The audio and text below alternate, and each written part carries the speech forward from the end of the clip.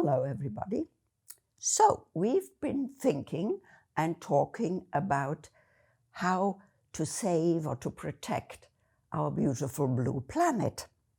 And let's go through an ordinary human beings or the common human beings day together and see what we can do. I take it that, we have been sleeping well. Oh, by the way, the moment we sleep may be the only time in a common human being's life in which he or she does not do damage to our poor Earth, actually. Okay, after that, having slept, we go into the bathroom. Most people I know start their day in the bathroom. And that's already where the madness starts. Most people I know have a shower daily. Have you ever thought about the amount of water you're squandering? And that dermatologists say your skin doesn't even like that? I read not a short time ago that in Australia, farmers have started to have to pay for the water they put on their fields. Where are we heading towards?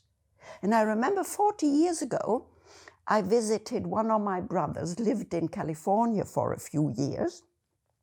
And I remember I was amazed to hear he was only allowed to water his garden every second day.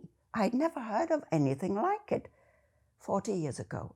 Just imagine if we had taken that into consideration in all those decades. Okay, so back into our bathroom. You'd say, yeah, but what else can we do? I can tell you what else we can do. When I was young, people had a bath once a week. Everybody had a bath once a week. That was all. Okay, we don't have baths anymore. We shower instead, which is good because it takes less water. And you will ask, well, what did people do? I can tell you, you stood in front of a wash basin with some kind of cloth in your hand, and you washed daily all those parts of a human body that tend to smell. And ever since, I swear, I have never done anything else. And no, I don't smell, because I keep asking my friends and my family, and they assure me it's okay. I do wash daily, but only those parts. Next point. Of course, our skin, human skin, doesn't like being soaked the whole time at all, which we feel, because afterwards the skin feels taut, doesn't it? Why? We put cream on it 7 days a week. I don't. I put cream on my skin when I have my shower once a week. Can you imagine the amount of shower gel and of cream that I have saved? And the plastic bottles my shower gel does not come in? Then again, after that, people, there we go. I want you to please to look at my hair. Anything strange about it? Have a good look. Anything wrong? Anything strange? Okay, it's white. I know that. But a woman my age, it shouldn't be strange that I have white hair. That's nature. Nature, and I find this very interesting. What time in an ordinary human being's life does hair start to lose its color? In the middle, in our 40s or 50s. So, when nature does not think we should go on procreating. So when nature does not think that a man and a woman has to be attracted to each other, that's when our hair is very interesting detail, I think, So what's wrong about it? But I admit, because I turned grey in my very early 40s, and I do admit that for 10 years, I dyed my hair. But dye is highly toxic, highly toxic.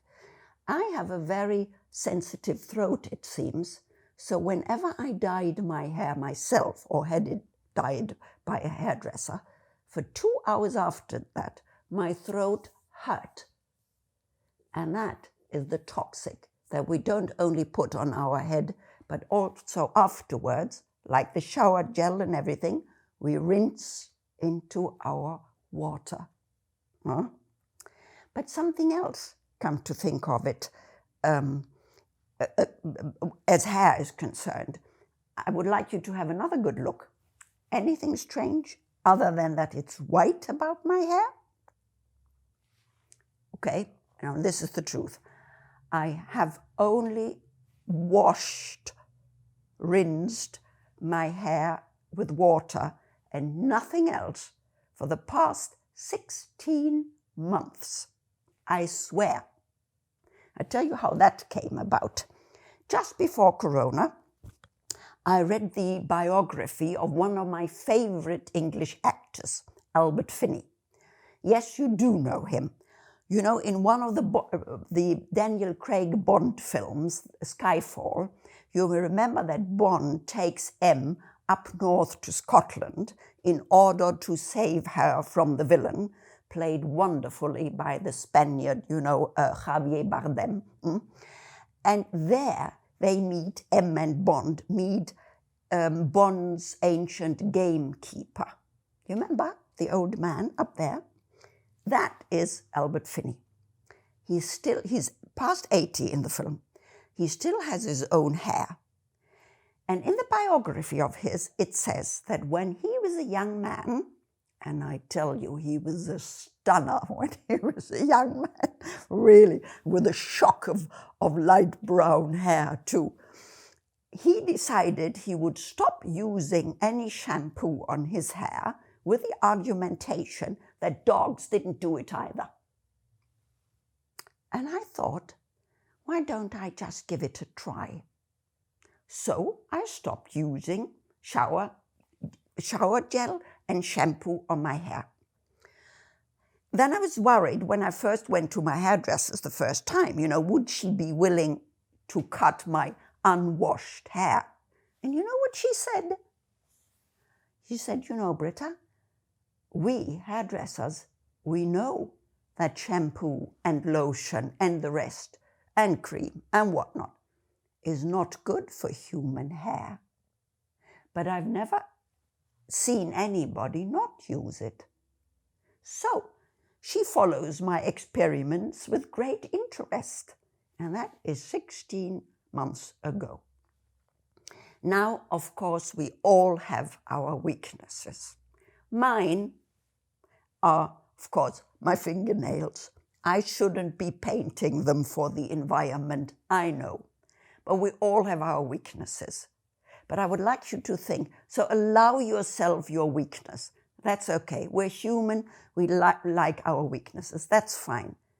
But I'm sure there are many moments in your daily life where you do something, you know, putting cream somewhere or whatever, without even thinking about it, just because I've always done it that way, just because the advertisement tells me I should.